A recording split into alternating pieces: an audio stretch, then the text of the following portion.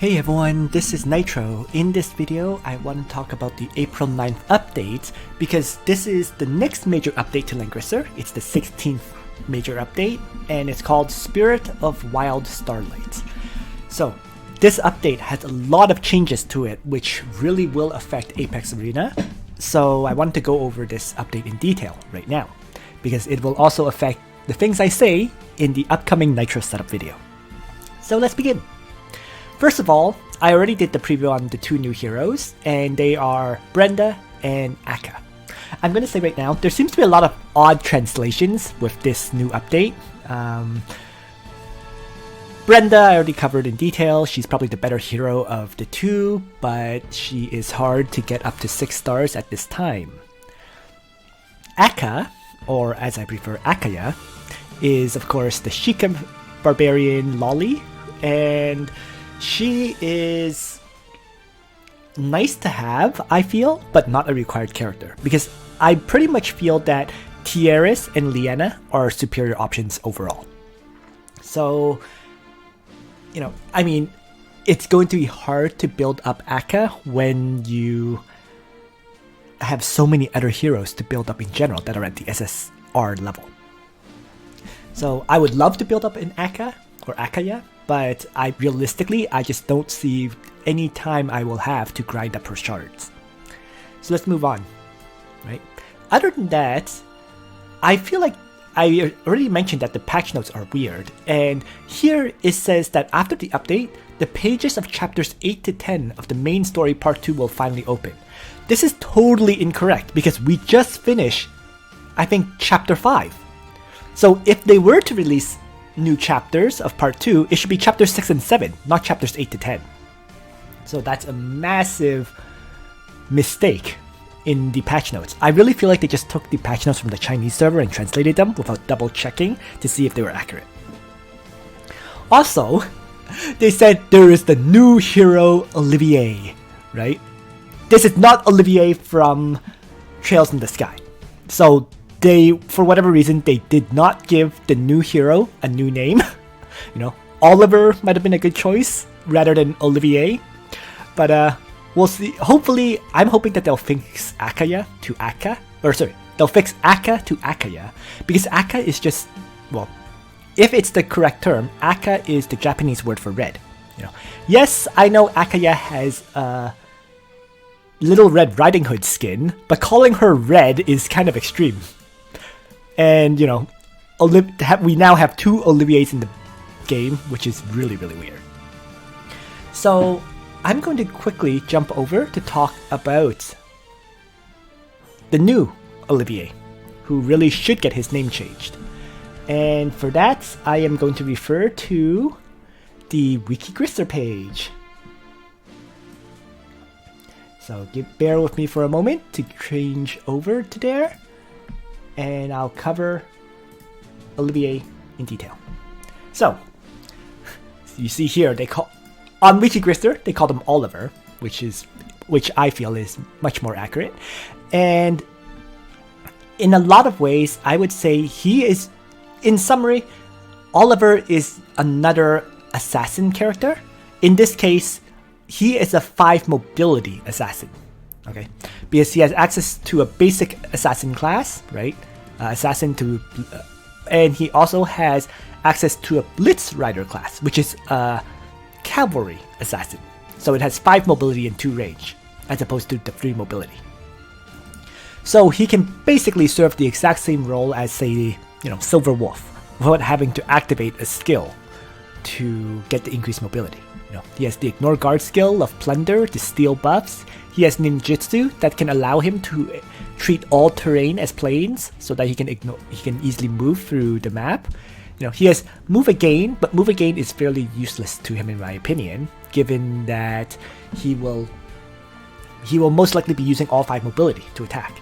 And finally, he has the Riposte skill, which is a second Ignore Guard skill. So 2 Ignore Guard skills and probably ninjutsu would be the way to go with him. Although you may consider maybe bringing Knowing Strike too, depending on the situation. So,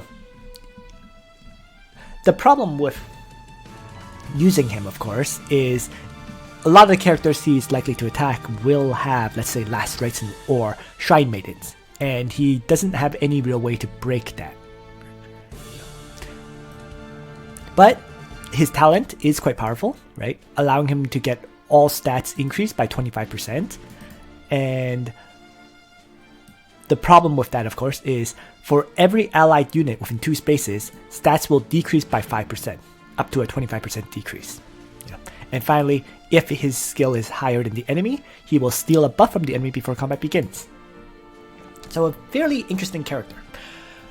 The flaw with Oliver is that, first of all, he has no mobility increasing effects, right? So he is actually stuck at 5 mobility. Right? Unlike, let's say, Dihorto, who can activate his strike skill to move 8 tiles before using his Ignore Guard skill. The second problem with Oliver is that he is like Angelica, in that you get shards of him from clearing chapters. Right? I'm pretty sure there's not enough chapters initially to bring him up to 6 stars. Right? So it'll be a fairly long time before Oliver becomes truly useful. Right now he's released, but if you truly want to use him, he needs to be 6 stars, and I don't think we're going to get him to 6 stars anytime soon, until more chapter battles are released. And more Time Rift, of course. So that's my basic coverage of Oliver. And now let's jump back into the game to talk about the rest of the update details. We get a new Secret Realm event, the most spectacular fireworks, right? So this event will provide Vargas's limited skin, Sexy Roast, and also an avatar frame. Of course, there's going to be other items in this event. We'll see more about it on Thursday. So I'm going to bring up a screenshot of Vargas's skin for you guys to see. And here it is. So, unfortunately, I don't have the original image that I took to get this skin, but I do have this image of the preview video that I made about the way to build Vargas. So this is the thumbnail for that video. And in the bottom left you see is roughly how this skin looks in the hero page or in the bonds page, right? Vargas in kind of like a Japanese Matsuri or festival costume, right? And his sprite is right over here in the where he is holding basically a spear with an octopus at the top, and then his shield is actually a taiyaki, which is like a Japanese pastry that's shaped to look like a fish. It's usually filled with like red bean or some kind of filling inside to make it tasty. So that is the preview of Vargas' skin. Pretty interesting looking. I don't actually use Vargas myself. I think this skin does look a bit better than the Space Marine one. But yeah, so let's move on to talk about the next part of this update, because there is a lot to cover. So I'm just going to jump back into the game and we'll continue. So there is also an Easter total login event with Goddess's Gifts. Right? So there is, as long as you check in every day, you get more rewards. I'm wondering if this is the event that gives you Tiaris' bunny skin. Tiaris' bunny skin is actually very, very pretty. It's the one that I definitely want to get. So this is the image of the way the Easter skin looks normally, which is a very, very cute Tiaris with lots of little bunnies floating around, as you see here. And of course, the basket of eggs. And the sprite is also incredibly cute. So this is an example of the sprite. She's on a little cloud floating, and you can see that there's the bunnies along with her. So this is really Tiaris' best skin in my opinion, and it's definitely one that you should pick up. Alright, so let's jump back into the game yet again to talk about the next part. So after the Easter login event, of course, there is the other new content. So So actually, let me just confirm. The skin is a limited store skin, so it's not free from the event. You know, you have to use skin vouchers or pay up to purchase it. So after that, of course, the remaining new content, the content that changes things up quite a bit in Apex Arena, is first of all, it says here that we get some more 3C skills for Hero Awakening. Wyler, Sumere, and Sonya all get a 3C skill. So Sonya now becomes a capable attacker in Apex Arena because of her 3C. Wyler becomes much better as a healer with his 3C because his 3C basically has the same effect as his talent, right? Allowing other characters to heal up before battle begins. So that's a huge advantage. Better than Tiaris' healing, in fact, because if you get damaged by an AoE attack, let's say, and then afterwards you get engaged in combat, Wyler's 3C will allow your character to heal before combat begins, so that they may be brought up to full hit points before combat begins. It basically eliminates the power of AoE attacks, although the debuffs will still affect your character significantly. Don't know much about Sumere's 3C, and honestly speaking, I don't really care that much because I don't have her built up. But I will have to look it up because I need to know what Sumere's 3C skill does in order to counter her. So, moving on. There will now be a love confession for Betty. I don't know anyone who's really built Betty. And regardless though, all three of these 3C skills will have a big effect on Apex Arena, right? And then the other thing that will have a big effect on Apex Arena is actually Illustrial's exclusive helmet, right? Because that helmet will allow Illustrial to ignore guard whenever she attacks.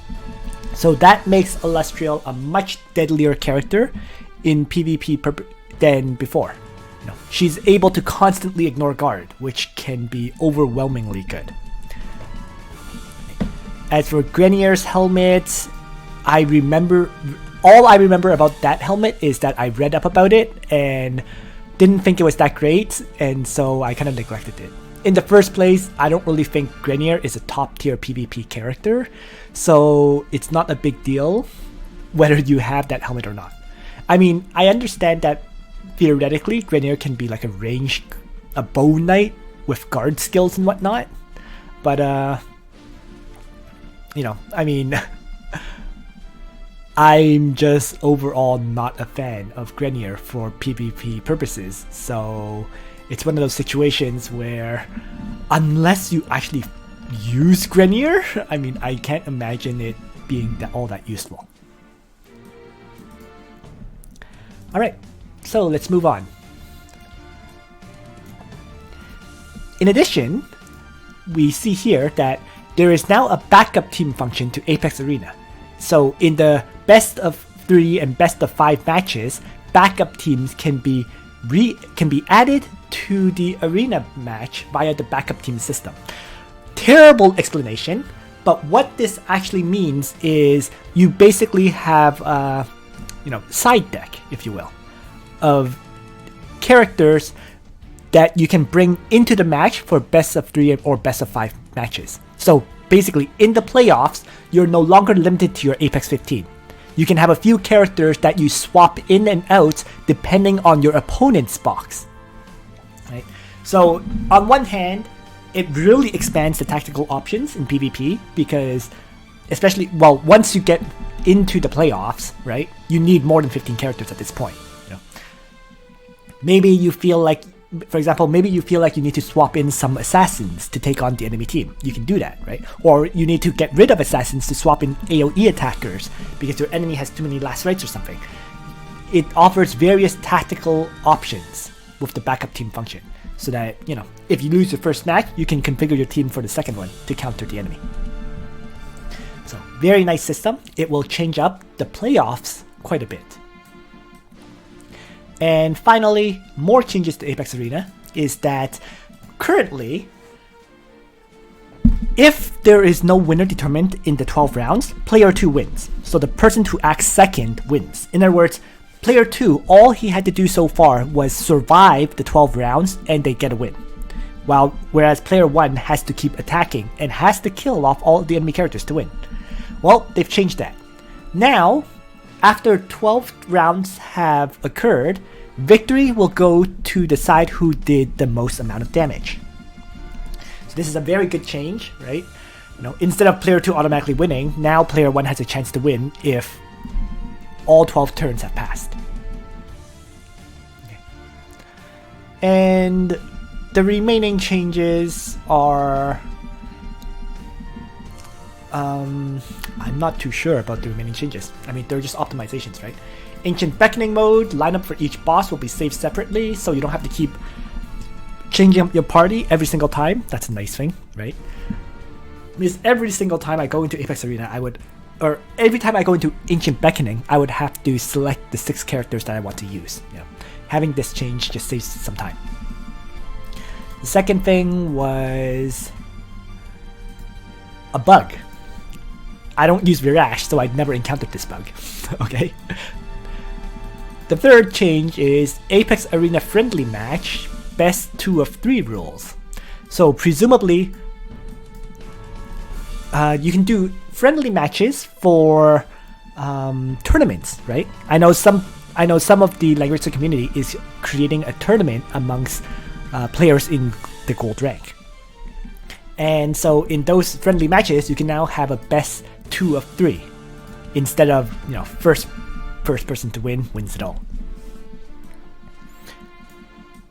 Voiceover added to the main story for part 2, chapters 1 to 10.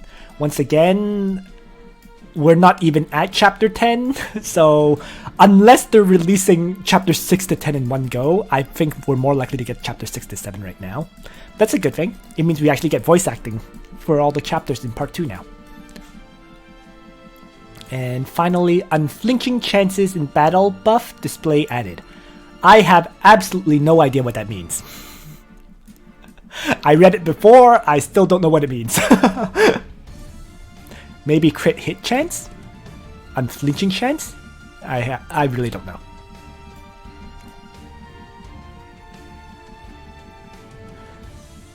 Okay, so nearly done with this video. This is very long coverage, I have to say. The remaining optimizations they're just minor optimizations, Auto battlefield function has been optimized, right?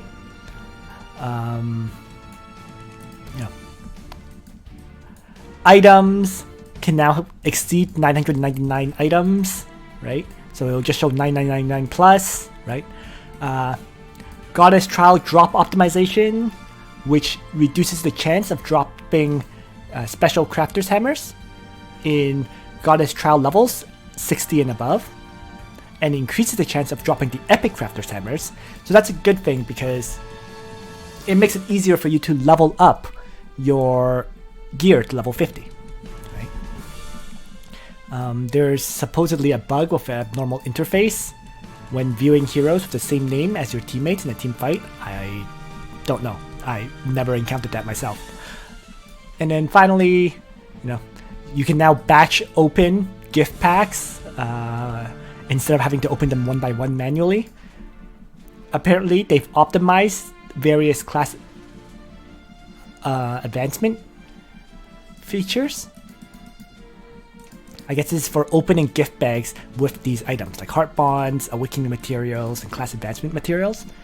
Because very often when you do an event, you get like 8 of them. So maybe they now allow you to open all 8 at once instead of having to open each one individually, one at a time. And finally,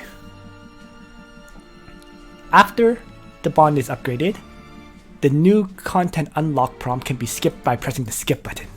Right? Very often, I guess the bond unlocks, you have to wait for them. Especially, let's say, viewing if you've upgraded like the heart bond to max, for example, right? You have to wait a very long time for the letter to show up.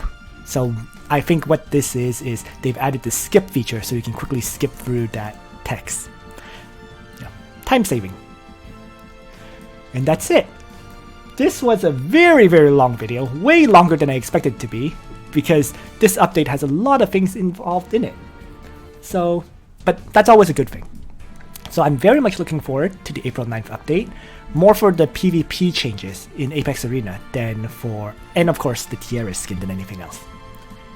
So, thanks for watching everyone. I hope you found this video useful. And on that note, Nitro out.